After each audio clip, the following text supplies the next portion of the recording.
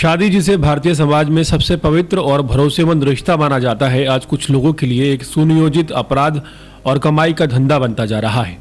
उत्तर प्रदेश के हापुड़ से सामने आया ये मामला उसी कड़वी सच्चाई की एक डरावनी मिसाल है, जहां एक शातिर महिला ने शादी जैसे पवित्र बंधन को छल, धोखे और ब्लैकमेलिंग का हथियार बना लिया।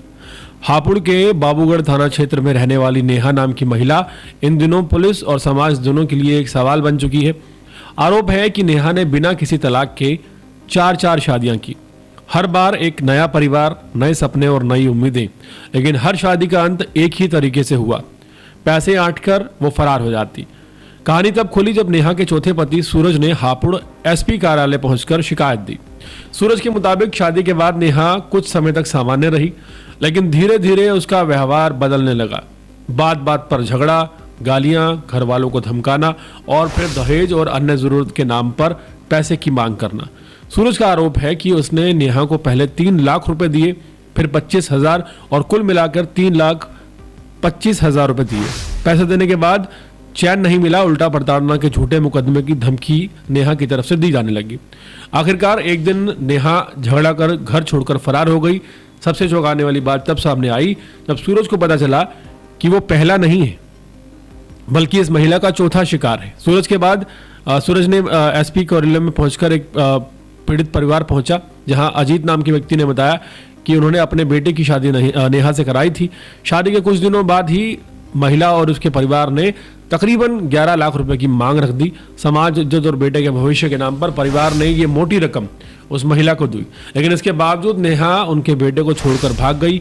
आरोप ये भी है कि जाते जाते वो घर जो जेवरात थे सोने चांदी के, उन्हें भी समेटकर अपने साथ ले गई। पीड़ित परिवार का कहना है कि नेहा और उसकी मां मिलकर ये खेल खेलती हैं। पहले रिश्ते तय किए जाते हैं, फिर भरोसा जीता जाता है, शादी करना और कुछ दिनों बाद पैसे की मांग शुरू कर देना। विरोध करने पर महिलाओं के उत्पीड़न और घरेलू हिंसा के झूठे मामले में फंसाने की धमकी दी जाती। डर के मारे कई परिवार चुप रहते, लेकिन इस बार 2 परिवारों ने हिम्मत दिखाई। ये मामला सिर्फ एक महिला के अपराध तक सीमित नहीं है, बल्कि ये पुरुषों के उत्पीड़न की उस सच्चाई को उजागर करता है जिस पर समाज अक्सर आंखें मूंद लेता है। हालात ये है कि आरोप लगते हैं और पुरुष को दोषी मान लिया जाता है।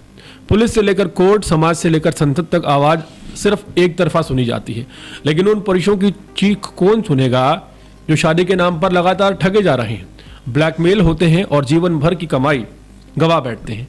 हापुड़ एसपी ने दोनों परिवारों की शिकायत के बाद मामले की गंभीरता को देखते हुए जांच के आदेश दे दिए हैं। पुलिस अब ये पता लगाने में जुटी है कि नेहा ने अब तक कितनी शादियां की हैं, कितने परिवारों को ठगा है और इस पूरे नेटवर्क में और कौन कौन लोग शामिल हैं। ये कहानी सिर्फ एक लुटेरी दुल्हन की नहीं है, बल्कि इस सिस्टम की है जो सिस्टम लुटेरा है। यहाँ शादी जैसे पवित्र रिश्ते को ढाल बनाकर अपराध किए जा रहे हैं। जरूरत है कि ऐसे मामलों में बिना पक्षपात जांच हो, ताकि दोषी चाहे महिला हो या फिर पुरुष हो, उसे सजा मिले। वरना शादी का भरोसा यूं ही टूटता रहेगा और समाज एक और कड़वी सच्चाई को चुपचाप निगलता रहेगा। ये बहुत हैरान करने वाली बात है जब एक नहीं 2 दूल्हे पुलिस के पास पहुंचे हैं और ये बता रहे हैं कि ये जो महिला है इसने हमें ठगा है और 2 लोगों को और ठगा है। उम्मीद करते हैं कि पुलिस पूरे मामले की तह तक जाएगी और पूरी कुंडली निकालकर मीडिया के सामने रखेगी।